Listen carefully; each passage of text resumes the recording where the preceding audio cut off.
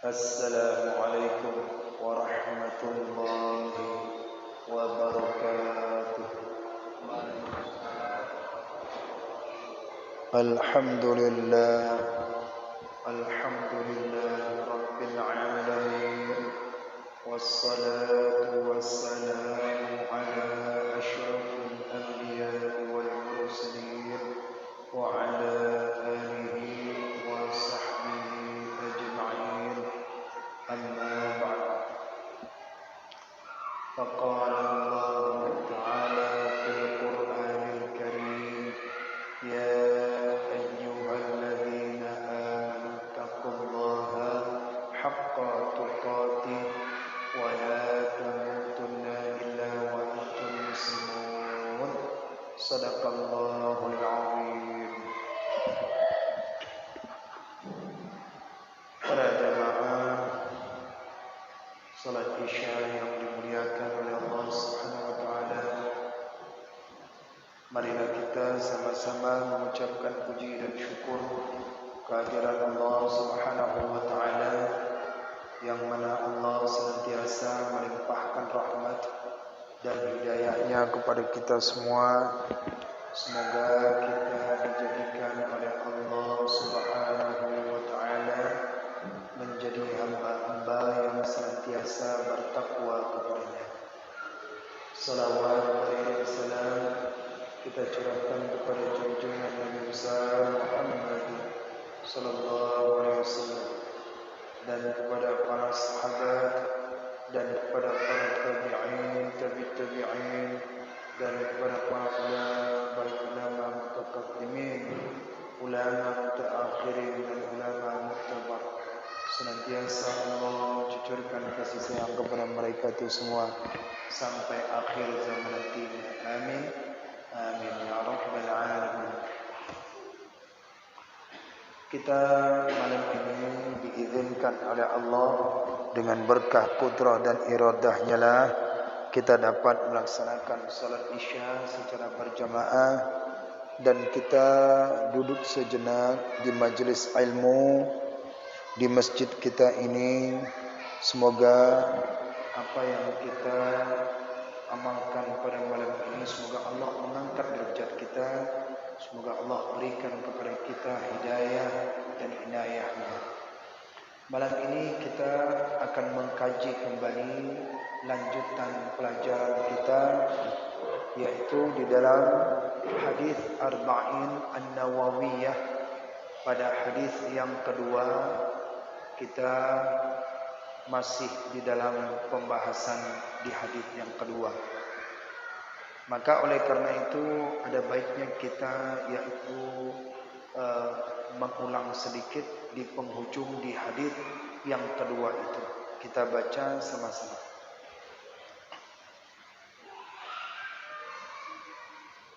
A'udzu billahi minasy syaithanir rajim.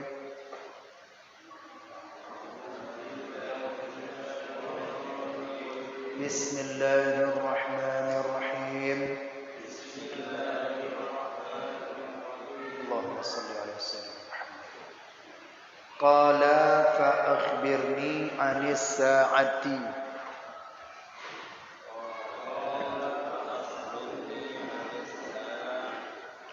Qala mal mas'ulu anha bi'a'lama minas sa'ili. Qala fa akhbirni an amaratiha.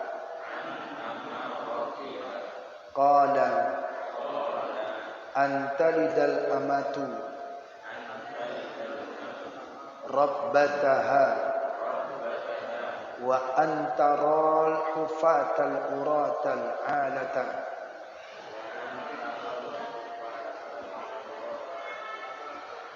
ri'a asya'i yatatawaluna fil bunyani. Ya, itu pertanyaan seorang laki-laki yang berjumpa duduk di majelis, duduk tempat santai Rasulullah sallallahu alaihi wasallam dengan sahabat. Apa pertanyaan yang terakhir minggu lalu sudah kita bahaskan, bahwasannya laki-laki ini bertanya tentang akhbirni anis sa'ati. Dia bertanya tentang daripada sa'ah. Dia bertanya tentang daripada sa'atun. Dalam segi bahasa, sa'atun itu artinya jam, arloji, 24 jam atau sesaat. Itu sesaat.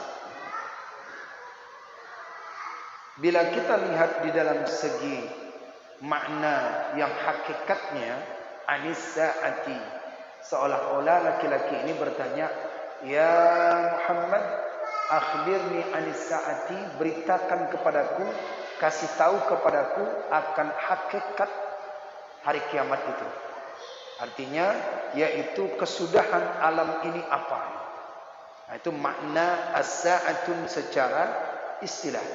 Kesudahan daripada alam ini apa. Tidak ada alam ini maka terjadinya nanti sa'ah. Yang kita artikan adalah kiamat.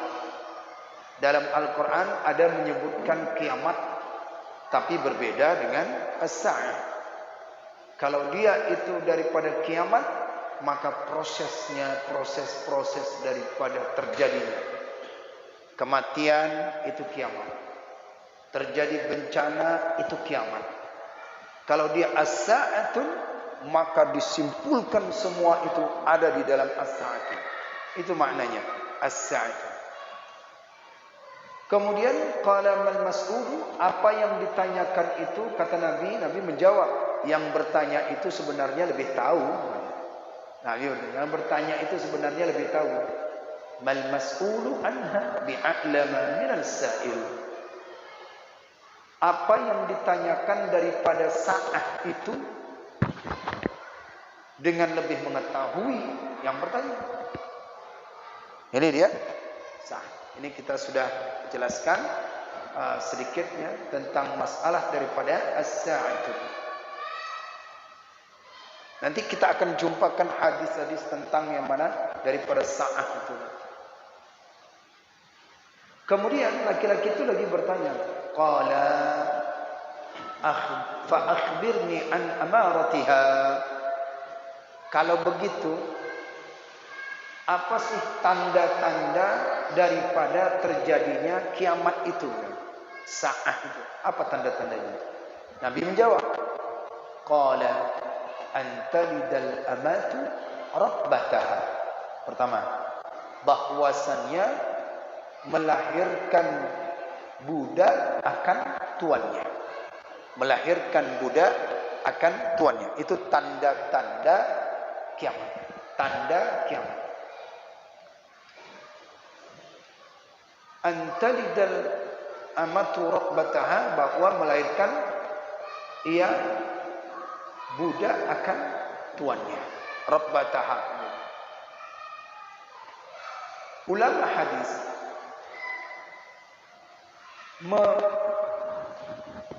memahamkan hadis ini dalam kitab Al-Wafi, Syarah Arba'in juga. Ada sebagian ulama itu mengartikan ini apa dia?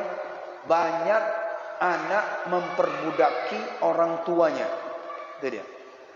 Melahirkan anak akan daripada tuannya. Membudakin orang tuanya, ini salah satu tanda. Kalau anak itu kaya, orang tua jadi budak. Kalau orang tua yang kaya, anak jadi raja. Ini satu tanda.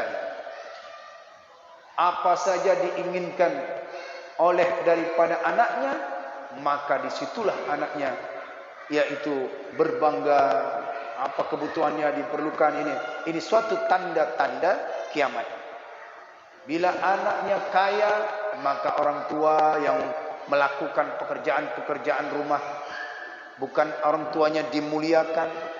Ini satu tanda-tanda yang disampaikan oleh baginda Rasulullah sallallahu alaihi wasallam tentang hari kiamat itu. Demikian menurut sebagian ulama, bahwasannya pertama tanda-tanda kiamat itu lahirnya budak akan tuannya.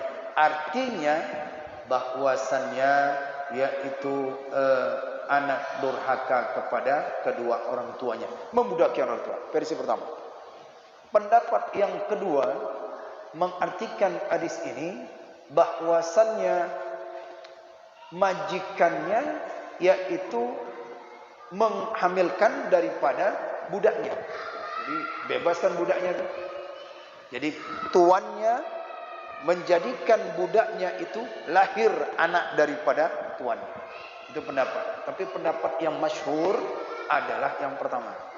Pendapat yang masyhur yang pertama, orang tua yaitu dijadikan budak oleh anaknya. Yang kedua, tanda-tanda kiamat itu wa antaral hufatal uratal alata. Apa nih kemarin? Dan bahwa engkau melihat hufata, apa hufata kemarin? Kaki telanjang, artinya tak pakai sendal. Al-alata lagi tidak berpakaian. Ri'a asya'i, mengembala kambing. Yatatawaluna, mereka berlomba-lomba. Yatatawaluna, berlomba-lomba artinya memanjang-manjangkan fil bunyani, bangunan.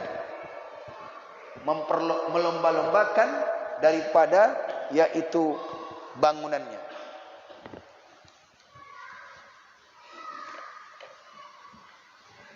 Memperpanjangkan, berlomba-lomba yaitu memperpanjangkan daripada bangunannya. Artinya nih, ada orang, ada negeri yang paling miskin kali, paling miskin, sehingga tidak mungkinlah untuk bisa kaya. Jadi oleh karena itu tiba-tiba ini kaya mendadak. Pakaian, ekonomi satu negeri ini, kemudian mengembala, sangat miskin. Kok bisa negeri itu langsung membangun yang sangat megah? Tiba-tiba tanpa diduga bisa membangun yang sangat megah negeri itu. Maka tiba-tiba demikian, itu satu tanda adalah kiamat akan datang. Kiamat. Dalam satu negeri ini ada negeri di Arab, di Abu Dhabi, itu mewah semua. Mewah semua, padahal dia miskin. Nah, ini tanda-tanda daripada hari kiamat.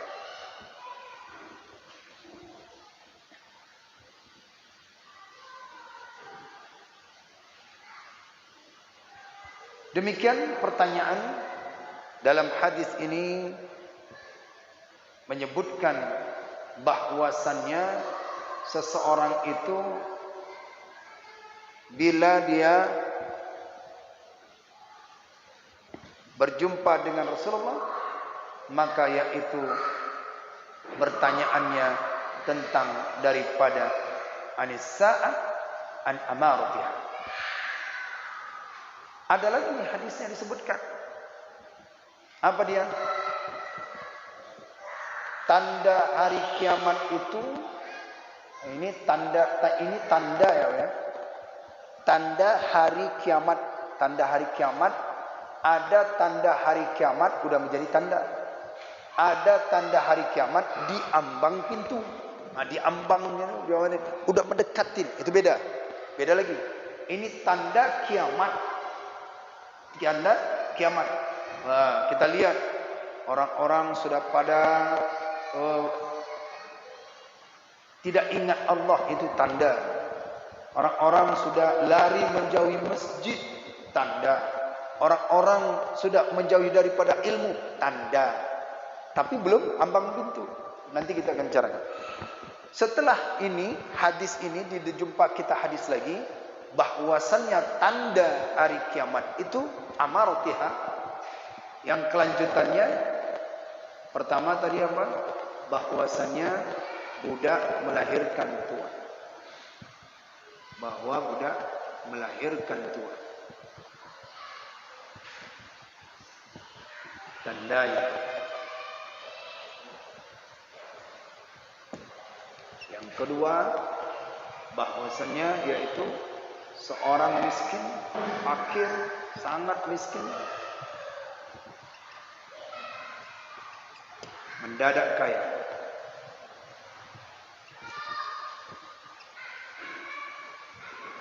Ini kesimpulan. Yang ketiga, tanda itu tadi, tanda kiamat, diangkatnya ilmu.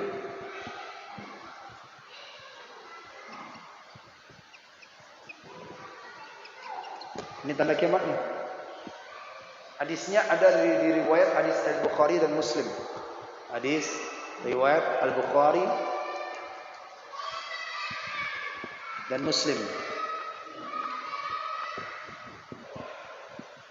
Diangkatnya ilmu ini bagaimana? Apa tidak ada lagi ilmu? Tidak. Jawabannya ada di hadis riwayat Al-Bukhari dan Muslim. Kalau yang punya kitab Syekh Nawawi Al-Bantani, itu tafsir Al-Murahilabid, itu pada lembaran yang pertama, halaman pertama, pada tafsiran yang pinggir namanya Al-Wajiz. Yang di samping itu namanya Al-Wajiz. Itu ada menyebutkan di sini. Apa disebutkan di sini? Innallaha, sesungguhnya Allah, la yuqbidul ilma intiza'an. Sesungguhnya Allah Ta'ala tidak mencabut ilmu itu dengan secara intiza'an sekaligus. Allah tidak mencabut. Walakin akan tetapi yaqbidul ilma, Allah mencabutkan akan ilmu itu dengan cara apa? Allah mencabutkan daripada ilmu? Mautil alim, meninggalnya daripada orang alim. Idza lam yubqa, tidak ada satu sisa pun alimun, orang alim. Fa idza, maka apabila mereka itu ittakhadzan nasu, mengambil manusia-manusia, para manusia-manusia itu karena orang alim tidak ada lagi. Orang alim tidak ada lagi. Ru'usan juhalan, mereka jadikanlah pemimpin-pemimpin yang bodoh, juhalan. Faftau, mereka minta fatwa bi ghairi ilmin, dengan tanpa ilmu. Dia jadi pemimpin, dia jadi bodoh, tak tahu agamanya, kemudian diangkat jadi pemimpin. Maka ini, kata Nabi, yaitu tanda hari kiamat, tanda kiamat. Makanya banyak orang yang ketika yaitu di dalam ilmu tidak senang ilmu. Ini satu tanda Allah akan cabutkan daripada ilmu itu. Dengan cara apa? Wafatnya daripada ulama. Banyak para ulama-ulama hafal tafsir, hafal hadis, tahu hukum, diangkat oleh Allah, meninggal, wafatnya. Wafat mereka itu daripada hatta idza lam yubqa alimun, sehingga tidak ada lagi sisa orang alim itu, tak ada. Ini tanda menyambung daripada hadis yang ini. Tanda kiamat. Mautul alim disebutkan oleh Imam Jaluluddin As-Suyuti dalam kitab Tanqihul Qaul, Lubbul Hadis. Mautul alim, orang yang mati alim itu ditakutkan dia, artinya disedihkan. Makanya ketika ada orang alim yang mati itu, malam yahzan mautul alim, barang siapa yang tidak sedih meninggalnya daripada orang alim, fahuwa munafikun, fahuwa munafikun, fahuwa munafikun. 3 kali disebutkan Nabi. Ada orang alim ada orang alim itu meninggal tapi dia tidak ada rasa daripada kehilangan, maka orang itu munafik. Itu disebutkan dalam kitab Jawahar Mahub bab huru hara kiamat juga. Lubbul Hadis, Imam Jaluluddin As-Suyuti. Maka perlahan-lahan Allah tarik itu ilmu. Maka beruntung kita bapak, ibu-ibu, di mana-mana ada tempat majelis ilmu. Ibnu Abbas mengatakan alaikum bil ilmi, lazimkan olehmu untuk menuntut ilmu, maka Allah akan tunda itu hari kiamat. Kalau tidak ada orang lagi majelis, tidak ada majelis ilmu, tidak ada orang yang mencari ilmu syariat, ilmu agama, ilmu ibadahnya tak ada, tunggu hari kiamat akan datang. Maka berbangga hatilah kita, Bapak sekalian yang dimuliakan oleh Allah Subhanahu wa taala. Mereka-mereka yang dijadikan tanpa mengetahui hukum, tanpa mengetahui ilmu, tanpa mempelajari hadisnya, tanpa belajar fiqihnya, bisa jadi fadallu wa adallu. Bisa mereka dia menyesatkan dan lebih sesat lagi. Ini yang ditakutkan hadis riwayat Al-Bukhari dan Muslim. Baik, Bapak sekalian yang dimuliakan oleh Allah Subhanahu wa taala, mari kita terus kita galakkan majelis ilmu. Walaupun 3 orang, walaupun 4 orang, jangan sampai Allah wafatkan itu orang alim. Allah tinggalkan kita yaitu tanpa ada pengetahuan agama sedikit pun. Bingung orang, tidak bertanya kepada siapa. Bingung. Manusia-manusia ketika menanya hukum tidak tahu. Imam Nawawi diusir waktu saat itu karena difitnah. Maka suatu saat ketika ada permasalahan, para ulama-ulama lain tidak bisa dapat memecahkan masalah dalam agama. Mereka minta kepada raja, wahai raja, kami minta Imam Nawawi dikembalikan di Damsyik karena kami tidak tahu kepada siapa kami bertanya tentang persoalan ini. Makanya adanya orang alim itu, orang yang berilmu itu merupakan anugerah Allah yang Allah berikan kepada kita. Majelis ilmu hidupkan.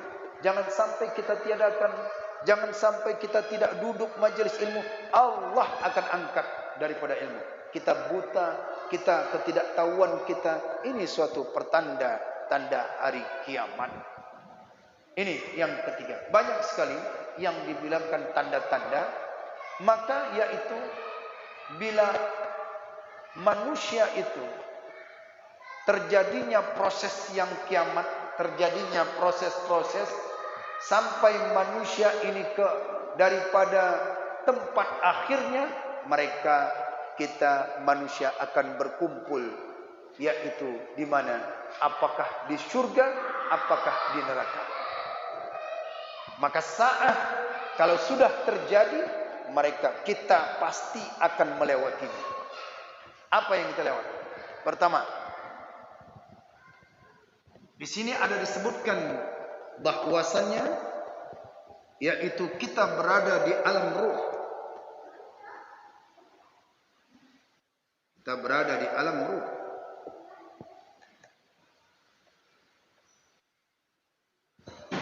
Kemudian kita masuk di alam rahim. Yang ketiga di sini kita masuk alam dunia. Nah, di sini kita fase-fase yang kita hadapi. Kemudian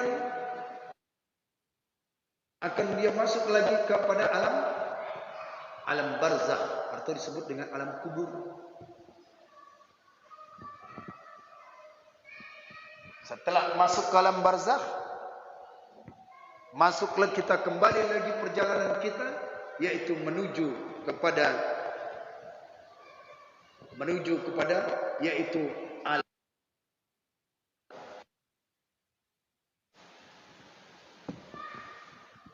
Setelah masuk ke alam kehancuran, maka kembali kita di sini, yaitu daripada alam kebangkitan.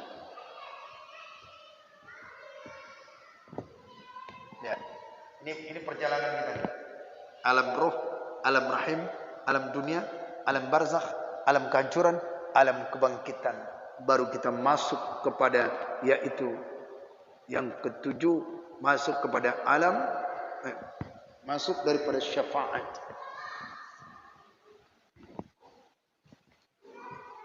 Syafaat.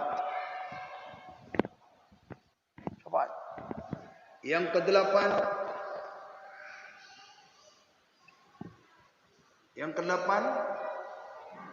maka yaitu masuk kepada yaumul ba'ts, yaumul hisab, mizan.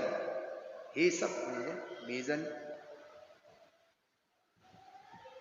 Hisab apa dia? Hitungan amal.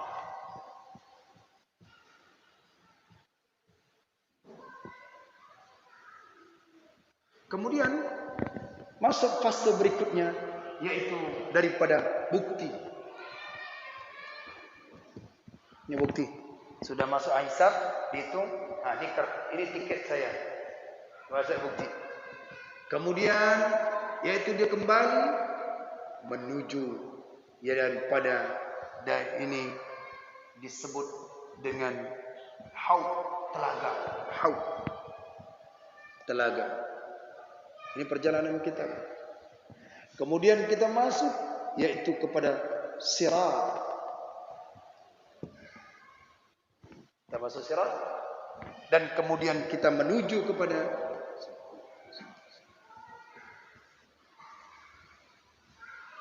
apakah syurga atau neraka. Mungkin ini yang akan kita bahas ini. Mungkin ini kita akan bahas dari mulai hari kiamat. Nah, kita berada di sini, maka lama menanti di sini. Ini lama menanti. Di alam barzakh, peta kehidupan manusia.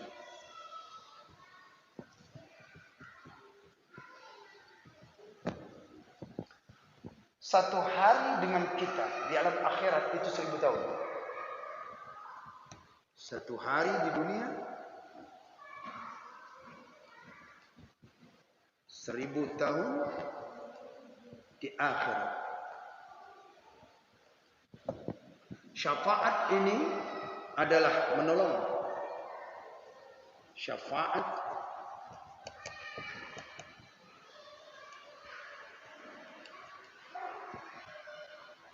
penolong kita. Sini dia. Baik kan? Alam roh, alam rahim, alam dunia, alam barzakh, mulai alam kehancuran. Allah perintahkan kepada malaikat Israfil. Alam kebangkitan mulai bangkit, baru minta cari syafaat. Kemudian hisab dia, hitungan amal, bukti mana dia? Kamu mau masuk jalan mana? Mau tiketnya? Nah, minta di sini, minta minum telaga Nabi. Baru sirat. Sirat yaitu daripada perjalanannya tergantung daripada amal seorang. Apakah dia nanti syurga atau dia itu neraka. Baik, ya. Kita akan bahas itu.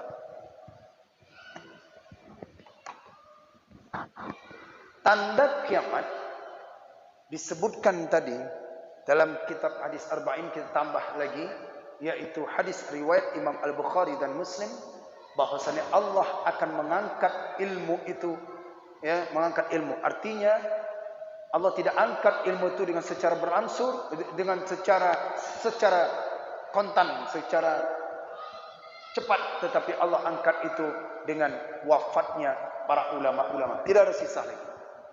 Nah, bagaimana dengan tanda-tanda kiamat? Bagaimana dengan tanda-tanda kiamat di ambang pintu? Kiamat itu menurut Al-Quran itu adalah daripada tandanya ada 2. Pertama disebut kiamat sughra, yang kedua adalah kiamat kubra menurut Al-Quran. Kalau menurut Profesor Syekh Kiai Haji Ali Yaqub, beliau mengatakan dalam buku beliau itu adalah kiamat terbit 3. Pertama sughra, yang kedua tawassut, yang ketiga kubra. Tawassut ini adalah pertengahan. Terjadi bencana, terjadi wabah, terjadi apa? Ini menurut daripada beliau. Al-Quran cuma menyebut 2. Nah, kiamat yang kita akan bicarakan di sini yaitu adalah kiamat kubro, kiamat di ambang pintu. Kiamat kubro. Tanda kiamat ada 2. 1, kiamat kubro. Di ambang pintu. Udah mendekat ini.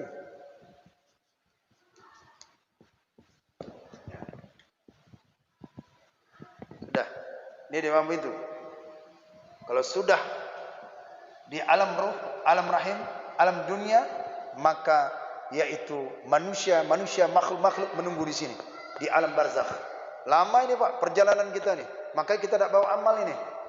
Di sini nanti berperiksa, baru menuju ke surga dan neraka. Ini alam barzakh.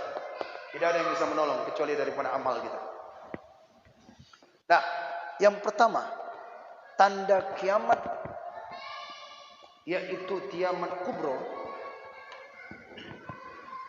Tanda kiamat kubro, tanda kiamat yang sudah diambang pintu adalah terbitnya matahari ke sebelah barat, di sebelah barat. Terbitnya matahari di sebelah barat ini sudah jatuh. Apabila matahari sudah terbit dari sebelah barat, maka yaitu tidak ada lagi pintu taubat. Tidak ada lagi. Maka masih ada kesempatan.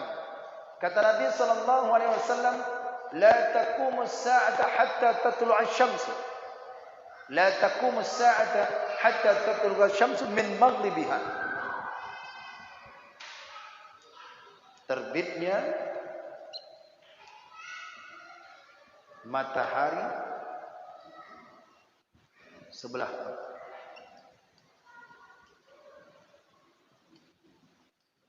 Hadisnya bunyinya seperti ini Pak. La taqumus sa'ata. Nah, lihat. Sa'ata. Bukan kiamat. La taqumus sa'ata hatta tatlu'a asy-syamsa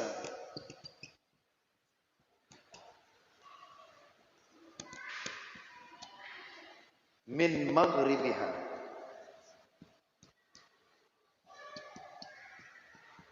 Ya. Tidak akan terjadi kiamat itu, tidak akan terjadi kiamat itu sampai terbitnya matahari dari sebelah barat, maghrib. Nah, tidak akan terjadi.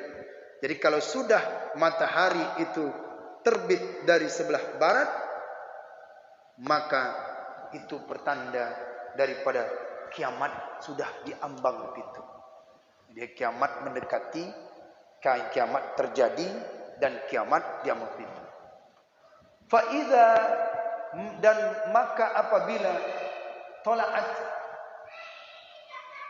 faida maka apabila tolaat terbit matahari itu, wara'ahan nas, dan manusia itu melihat, dia melihat terkejut, kaget. Manusia itu melihat matahari itu terbit daripada barat itu kaget masuk. Amanu ajma'un. Saat itu manusia beriman. Amanu ya Allah, kami beriman ya Allah, kami beriman. Amanu ajma'un. Beriman. Jadi saat itu kata Allah Subhanahu wa taala, wa dzalika la yanfa'uhum imanuha. Tak ada lagi iman seorang bermanfaat itu saat itu. Ada yang tidak beriman, ada mau mulai tobat, ada yang mau tak ada bermanfaat lagi. Kata Allah, kata Nabi sallallahu alaihi wasallam, amanu la yanfa'uhum imanuha. Iman mereka itu tak ada manfaat lagi. Tidak ada bermanfaat. Ada yang mau beriman, tidak. Karena matahari sudah mulai diambang pintu. Kata orang terlambat, too late. Udah terlambat, tidak ada lagi ampunan.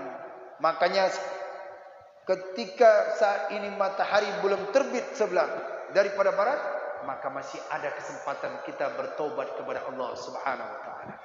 Bila sudah terjadi ini, kata Nabi, la taqumus sa'ah, tidak akan berdiri, tidak akan terjadi kiamat itu sampai terbit matahari di sebelah barat. Baik, itu satu tandanya. Maka bersyukur kita sampai saat ini kita masih diberikan tempat mengaji, kita diberikan ada pengajian, ada menuntut ilmu, ada membahas ilmu agama, ada tempat kita bertanya, ada mudzakarah ilmunya. Ini pertanda Allah akan tunda akan hari kiamat.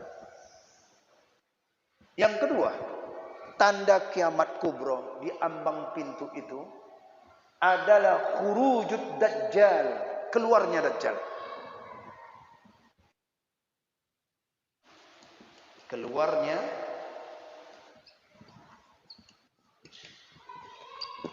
dajjal. Mohon maaf ya, kita sedikit menghidupkan hati kita ya, tentang kiamat ini.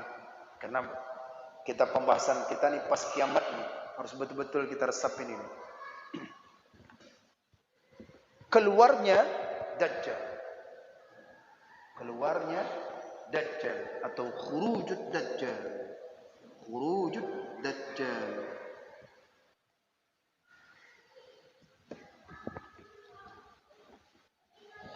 Gak akan habis-habis kita nih untuk membahas kiamat nih. Udah ngeri.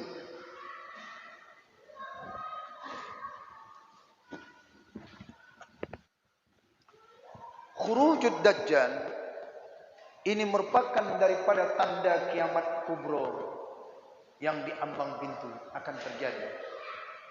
Kalau sudah ini, maka dajjal akan bermuncul di khalayak masyarakat manusia-manusia. Apa makna dajjal? Dajjal itu adalah pembohong-pembohong besar, merusak manusia, akidah manusia. Maka disitulah kita bermohon kepada Allah di dalam solat kita, qabla salam, sebelum salam kita bermohon kepada Allah. Apa doanya sebelum salam? Allahumma inni a'udzubika min azabi jahannam wa min azabil wa min fitnatil mahya wal mamati wa min syarri fitnatil masihid dajjal. Dalam mazhab Syafi'i bahkan ada mengatakan wajib kita bacakan sebelum salam ini. Adapun yang mengatakan sunat, hadis sahih ini, maka baiknya itu kita bacakan itu sebelum salam. Fil alamina innaka hamidum majid. Allahumma inni a'udzubika min adzabi jahannam wa min adzabil qabr wa min fitnatil mahya wal mamati wa min syarri fitnatil masihid dajjal. Bacakan dajjal. Kalau sudah muncul dajjal. Dajjal itu, dajjal ada yang disebut dengan dajjal kecil. Di zaman Rasulullah sudah ada. Di zaman Rasulullah itu dajjal sudah ada. Setiap zaman pasti ada. Di zaman Rasulullah. Di zaman Rasulullah dajjal itu disebut dia yang muncul pada zaman Rasulullah Aswad al-Unsi. Zaman Rasulullah disebut dengan Aswad al-Unsi dari Yaman. Musailamah al-Kadzab dari Yamamah.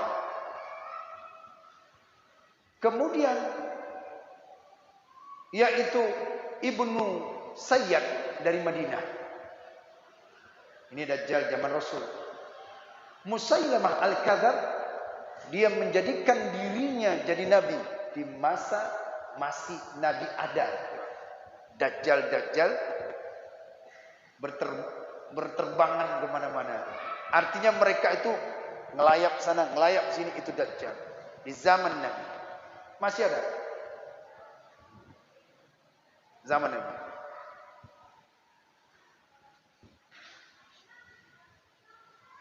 Ciri-ciri dajjal ini, kata Nabi sallallahu alaihi wasallam, ciri-ciri dajjal,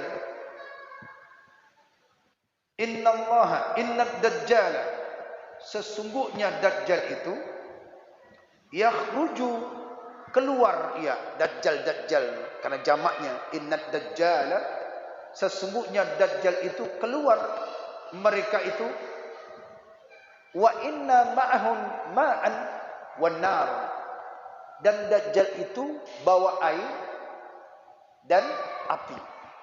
Itu ciri dajjal. Kita masih dajjal. Dajjal artinya pembohong besar,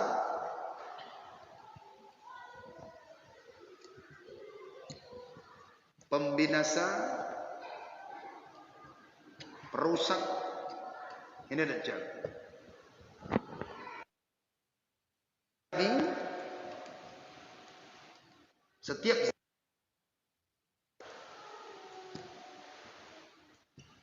yaitu Aswad Al-Unsi dari Yaman, kemudian Musailamah Al-Kadzab dari Yamamah,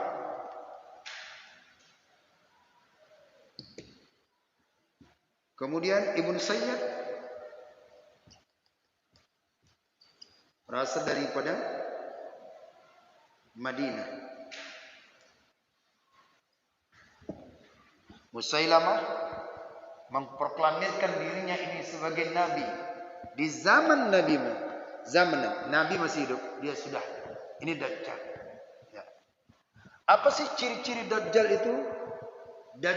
Ciri-ciri Dajjal disebutkan oleh Nabi sallallahu alaihi wasallam. Inna Dajjal, sesungguhnya Dajjal itu yakhruju, keluar mereka itu, wa inna ma'ahu, dan besertanya itu adalah ma'an wan nar, dia bawa api, dia bawa air, kedua bawa api. Ini dua simbol Dajjal. Apa maksudnya ini? Bawa air dan bawa api. Inna Dajjal yakhruju wa inna ma'ahu ma'an wa nar. Ciri-ciri Dajjal itu, kata Nabi, besertanya dia bawa air, sertanya dia bawa api. Maksudnya ini apa nih? Dia bawa air. Dia katakan bahwasannya seorang itu ibadah, sholat, buang-buang waktu, menuntut ilmu, buang-buang waktu, tak ada manfaat. Ibadah tak ada manfaat. Yang kita pikirkan adalah dunia kita. Nah, itu ciri. Dajjal ini, bagaimana orang-orang itu semua manusia-manusia itu tunduk kepadanya. Dan mereka yang demikian itu kena pengaruh daripada Dajjal, maka mereka merasa iya, betul juga ini. Itu dia tawarkan air itu. Dia tawarkan air supaya tidak buang-buang waktu. Manfaatkan hidupmu sebaik-baiknya. Selagi masih hidup, manfaatkan, berpoyah-poyahlah, kan air bagi dia. Tapi pada hakikatnya api. Itu maksudnya. Dia bawa air, tapi pada hakikatnya api. Orang yang enggak sholat, maka dia akan dimasukkan ke neraka sakor. Bukankah dia diajakkan mengajak orang tidak sholat, mengajak orang tidak mendalamkan ilmu agama, capek-capek buang waktu, tak ada saja itu. Maka itu bertanda dia itu masuk daripada api. Hakikatnya api itu. Menawarkan air, tapi pada hakikatnya api. Ini kerjaan Dajjal ini. Di zaman Nabi Adam, Dajjalnya itu kan iblis.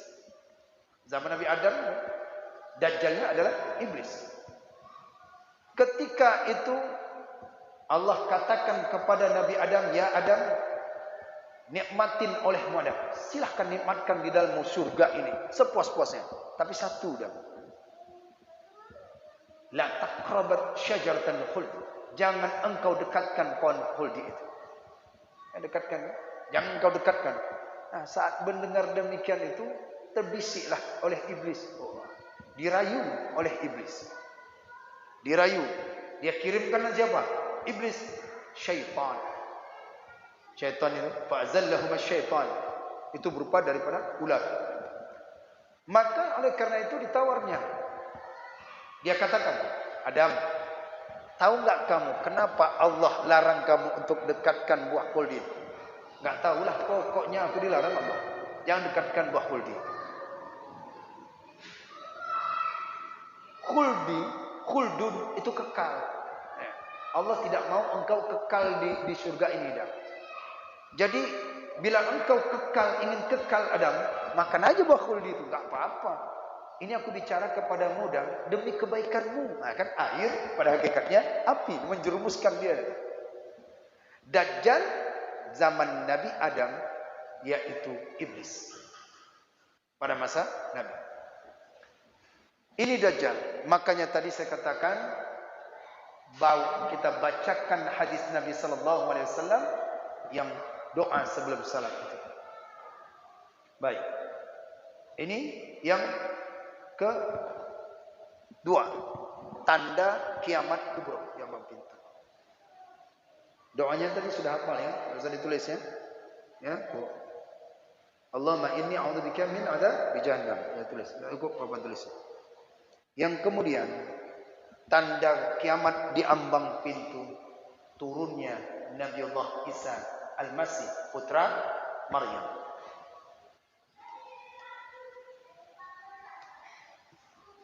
Nabiullah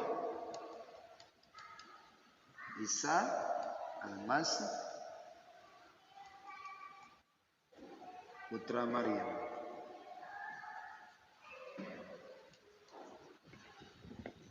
Jadi Nabiullah Isa Al-Masih ini turun, Nabiullah Isa Al-Masih turun ke bumi bukan untuk membawa syariat baru, tetapi hendak meluruskan syariat manusia yang banyak ditinggalkan itu.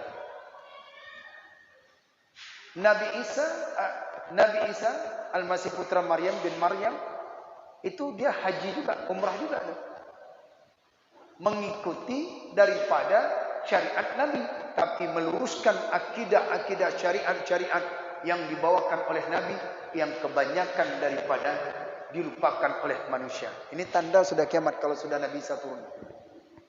Banyak orang yang melupakan syariat agama, syariat fikih, syariat Al-Quran dilupakan. Maka di situ Nabi Isa yaitu menyempurnakan, meluruskan. Nabi Isa ikut Nabi Muhammad. Bukan lahirnya Nabi Isa kemari datang ke dunia ini untuk buat agama baru, bukan. Tetapi daripada mengikuti Nabi Muhammad sallallahu alaihi wasallam, karena banyak orang-orang lupa akan syariat Nabi Muhammad sallallahu alaihi wasallam. Bila terjadi demikian, maka diambang pintulah tanda kiamat yang tidak ada lagi taubat diterima oleh Allah Subhanahu wa taala. Baik, ini tanda kiamat kubra. Yang kemudian apa lagi? Tanda kiamat kubra di ambang pintu munculnya ad-dukhan, asap, kabut, keluarnya ad-dukhan, asap tebal. Dalilnya di Quran surat Al-Hadid ayat 10-11. Fartaqib yawma ya'ti sama'u. Fartaqib yawma ya'ti sama'u bidukhanin mubin yaghshan nasa hadza adzabun alim. Fartaqib, pada ketakutan mereka itu ketika keluar asap-asap. Dalam hadis itu menyatakan bahwasannya yaitu kabut asap itu memenuhi dari timur sampai ke barat. Maka ketakutan orang yang beriman santai saja, tapi yang pada ketakutan itu orang-orang kafir, gelap, tak nampak mereka itu dilantaran karena munculnya daripada ad-dukhan ini, asap. Jadi menggelapkan dari timur sampai barat itu tidak ada terang sedikit pun. Bila terjadi ad-dukhan ini, itu pertanda bahwasannya kiamat sudah diambang pintu. Masih banyak lagi kiamat, tanda-tanda kiamat yang sudah diambang pintu. Maka mungkin yang kita akan bahaskan kembali adalah tentang bagaimana seseorang ini merasakan dia berimannya kepada Allah Subhanahu wa taala. Tidak ada yang dapat menolongi dia, yaitu daripada hari kebangkitan nanti. Alam mulai hancur Kalau sudah terjadi ini, alam mulai hancur. Kalau sudah alam hancur seperti ini, maka Allah perintahkan kepada malaikat Israfil. Malaikat Israfil dalam hadis qudsi itu disebutkan, innallaha azza wa jalla yaqulu, bahwa sesungguhnya Allah azza wa jalla berkata kepada Israfil, ya Israfil, wahai Israfil. Apa kata Allah Subhanahu wa taala? Ya Israfil, idza sami'ta, apabila engkau mendengarkan, apabila engkau ada dengar, yaqulu Allah Allah Allah, apabila ada engkau berkata bahwasanya ada hambaku itu yang masih dia mengatakan Allah Allah, fa ajrul nafakh, maka tunda tiupan itu. Mengapa? Liikraman liqailiha, karena memuliakan orang yang menyebutkan lafaz Allah itu tadi.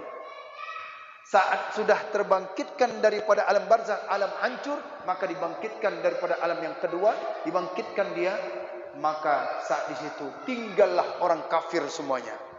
Tinggal orang kafir semuanya. Tak ada lagi. Orang beriman daripada meninggal. Orang beriman daripada wafat, tinggal. Maka di situ orang kafir bingung semua. Bingung.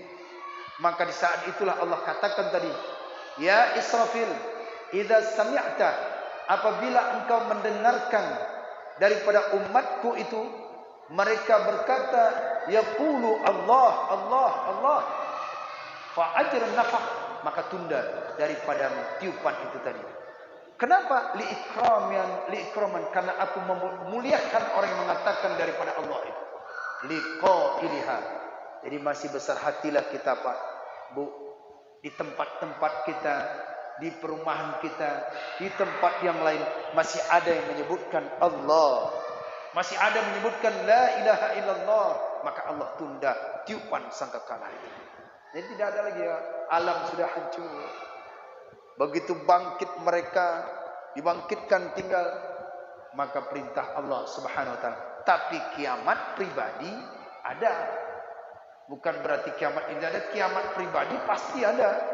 Kiamat pribadi mati, kiamat ini itu kiamat pribadi.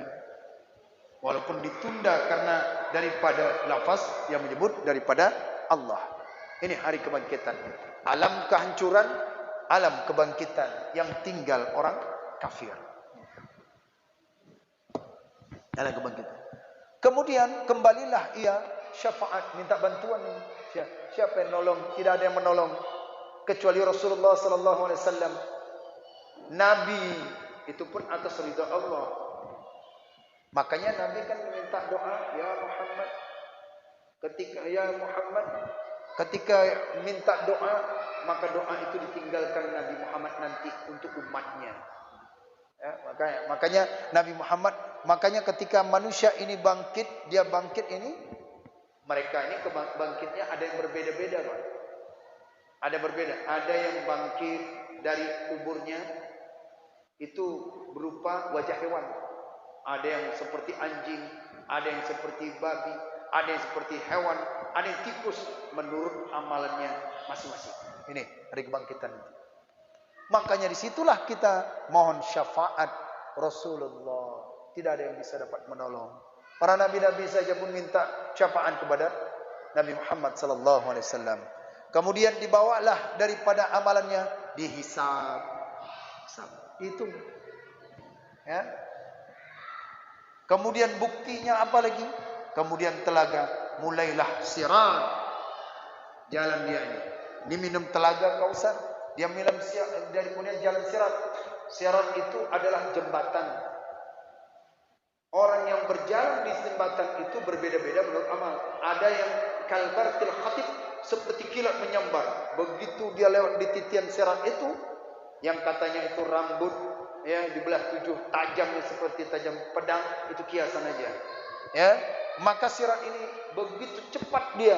Ada yang lari-lari, ada yang berjalan, ada yang itu jalan santai, ada yang cuma merangkak ya.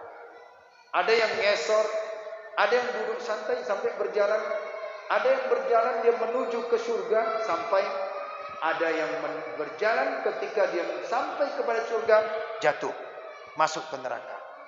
Jadi semua itu tergantung daripada amal masing-masing. Untuk jalan ke sirat ini, yaitu amal seseorang. Bagaimana amal dia?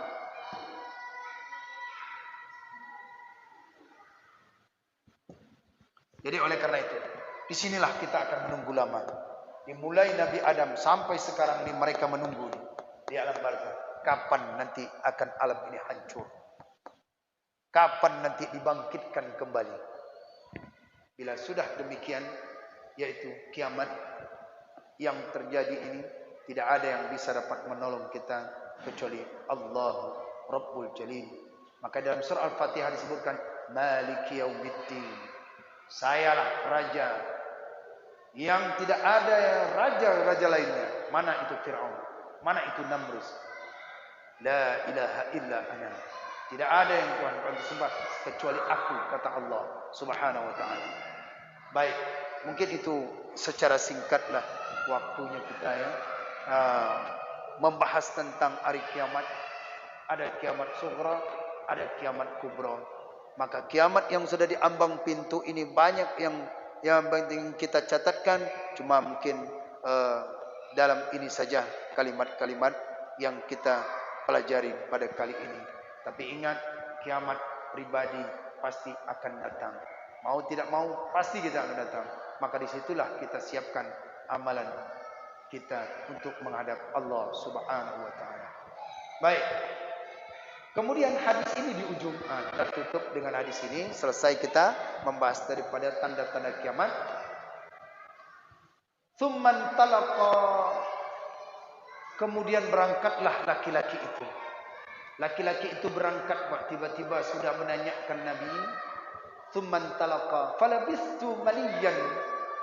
Falabistu, maka aku terdiam. Aku terdiam. Falabistu, maka terdiam aku. Aku tu yang terdiam tu siapa? Sayyidina Umar bin Khattab radhiyallahu anhu. Mendengar laki-laki itu bertanya kepada Nabi, dan kemudian sudah bertanya dia pergi aja gitu. Terus Sayyidina Umar, falabistu, aku terdiam. Terdiam maliyan, sekejap lah. Sekejap tu ibaratkan kita lagi duduk santai, lagi duduk mengaji, tiba-tiba ada orang bertanya, tanya. Ketika sudah bertanya, nah kita terpelongok aja gitu, dia pergi aja. Udah dijawab, dia pergi, terpelongok. Namanya maliyan. Falabistu maliyan. Kemudian pergi dia, lalu terpelongoklah mereka, yaitu Sayyidina Umar. Thumma, kemudian qala, berkata Nabi sallallahu alaihi wasallam. Apa kata Nabi? Ya Umar, wahai Umar, atadri minas sa'il, tahu enggak kamu siapa yang bertanya tadi itu? Atadri minas sa'il, tahu enggak kamu siapa yang bertanya tadi? Qultu, maka aku katakan. Sayyidina Umar berkata, apa jawaban beliau? Apakah kata beliau, itu laki-laki ini, itu laki-laki kayak kenal, kayaknya ini malaikat, kayaknya ini enggak. Tapi apa jawaban Sayyidina Umar bin Khattab? Allahu wa rasuluhu a'lam. Allah lah dan Rasulnya lah yang lebih mengetahui. Jadi Pak, Bu, sahabat, bila mereka itu tidak tahu, mereka langsung mengatakan Allah dan Rasulnya tahu. Allah dan Rasulnya yang lebih tahu. Ini kita udah nggak tahu, tapi coba-coba untuk menjawab. Nah, salah pula lagi tu. Tapi sahabat bila ditanya oleh Nabi, Allahu wa rasuluhu a'lam. Allah dan Rasulnya lah yang lebih mengetahui demikian. Langsung Nabi berkata, apa kata Nabi? Qala, berkata Nabi, fa innahu, maka sesungguhnya dia itu, wahai Umar, Jibril, itu adalah malaikat Jibril. Nabi padahal tahu, Nabi tahu yang datang itu adalah malaikat Jibril menyerupai manusia. Tapi apa tujuan malaikat Jibril datang mendatangin Nabi Muhammad sallallahu alaihi wasallam di depan sahabat? Apa kata Nabi? Atakum yu'allimakum dinakum. Mendatangin malaikat Jibril akan kamu untuk mengajari kamu akan agama-agama kamu, akan agamamu. Jadi pelajaran yang dapat bisa kita ambil, malaikat Jibril ini mengajari sahabat yang hakikatnya mengajari kita semua. Mulai daripada syahadat, mulai daripada iman, mulai daripada ihsan, dan kemudian ditutup pertanyaannya yaitu daripada as-sa'ah amartaha, dan tanda-tanda kiamat itu tadi.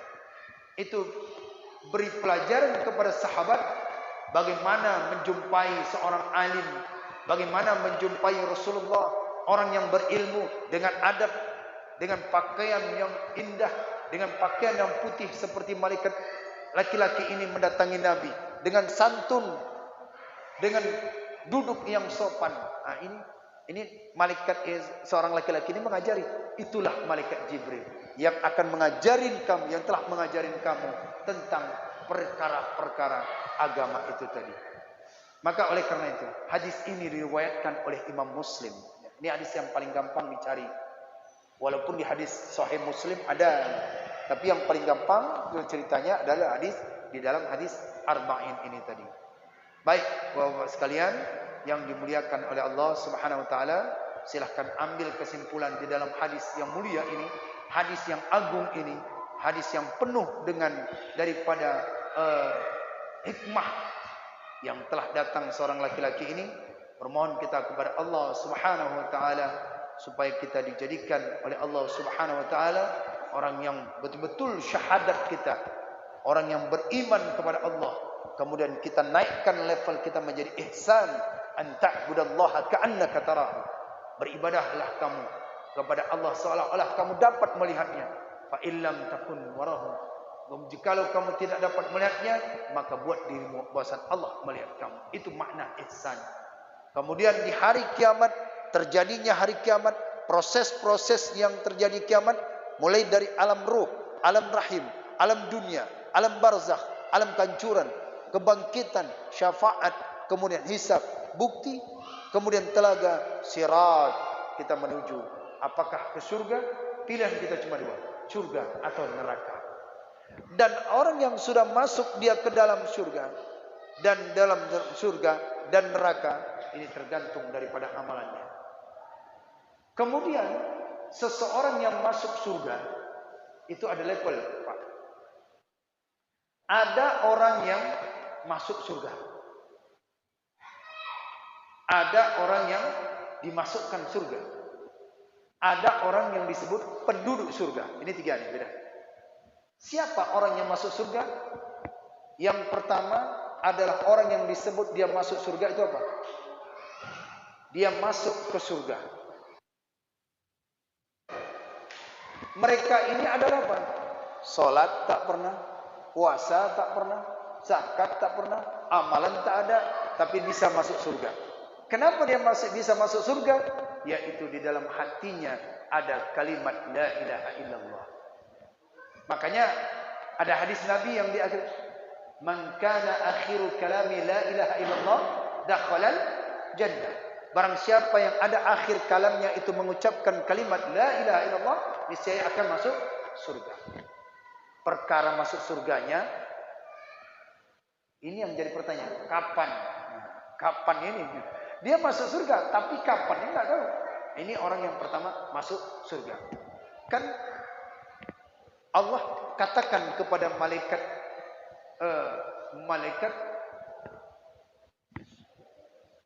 yang penjaga neraka. Penjaga neraka. Malaikat apa? Malik. Allah katakan, ya Malik, kamu cari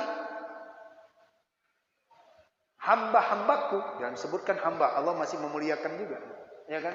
Kalau bahasa kita, orang-orang yang ahli maksiat sewaktu di dunia, wahai Malik, korek.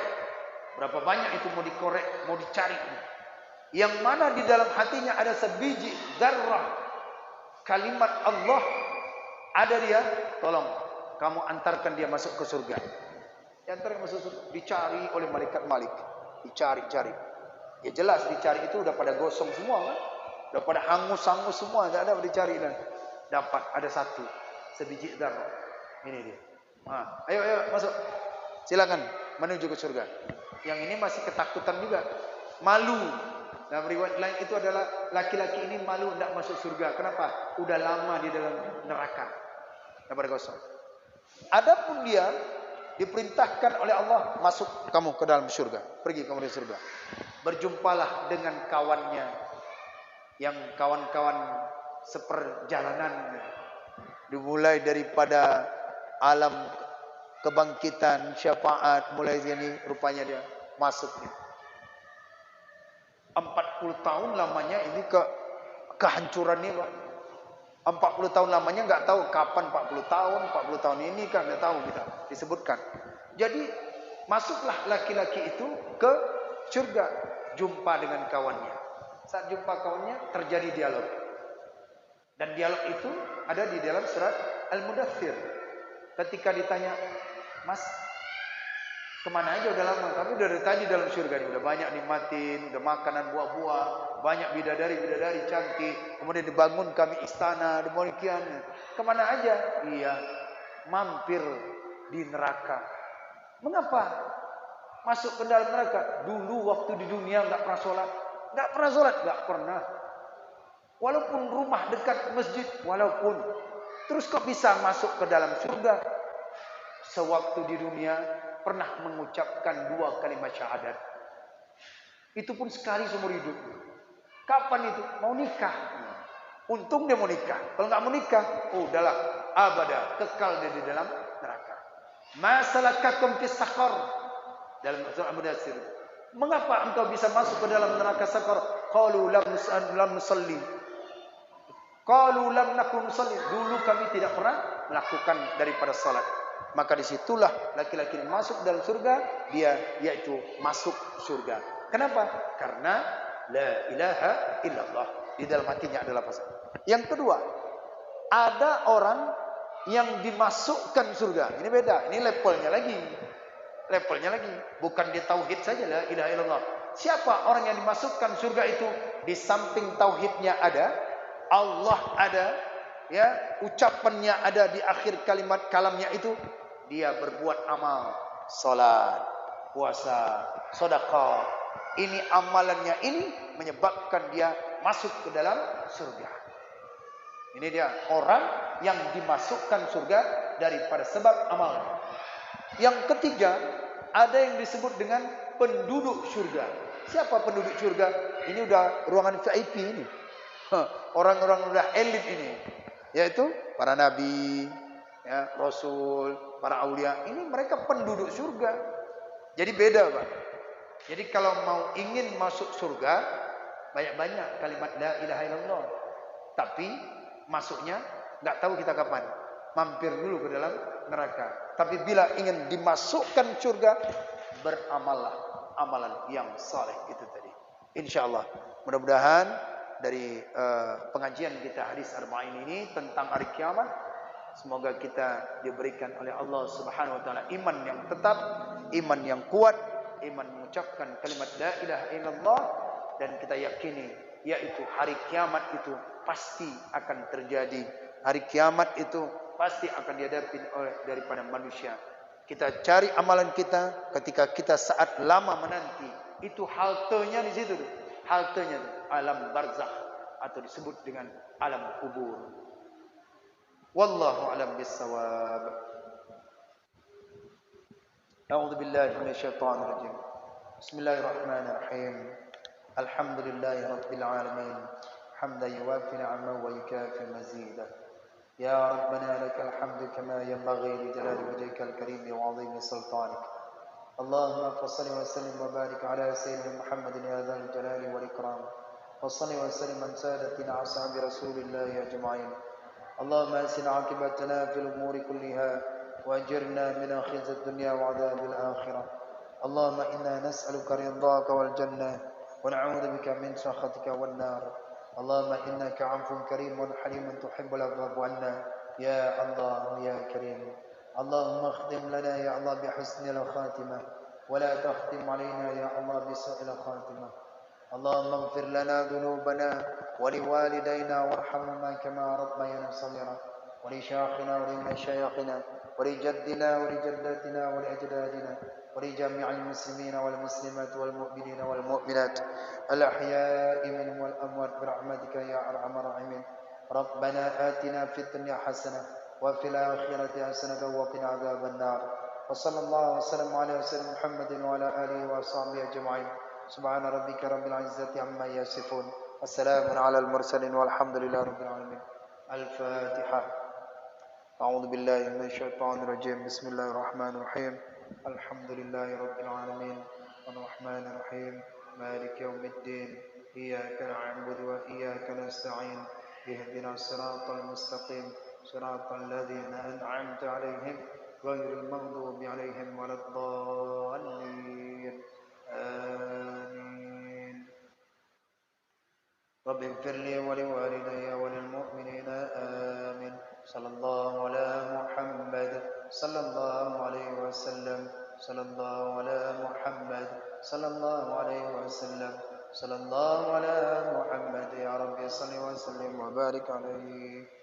Demikian kajian kita pada malam ini, hadis yang kedua daripada hadis arba'in tentang hari kiamat. Maka oleh karena itu kita hidup di dunia ini hanya sementara, sekejap saja. Nanti di pada alam-alam berikutnya, alam akhirat, alam barzakh, disitulah nanti kita akan yaitu berdiam, dan di situ akan diletakkan amalan-amalan kita, akan diperlihatkan nanti kepada Allah Subhanahu wa taala apa amalan kita yang menerangkan alam kubur. Kita hidup di dunia ini diberi tugas oleh Allah Subhanahu wa taala ada dua. Yang pertama, tugas kita di dunia ini adalah yaitu pertama ibadah. Ibadah di Quran surah Az-Zariyat ayat 56. Wa ma khalaqtul jinna wal insa illa liya'budun. Kita diperintahkan Allah di alam dunia. Yang kedua sebagai khalifah. Khalifah di Quran surah Al-Baqarah ayat 30.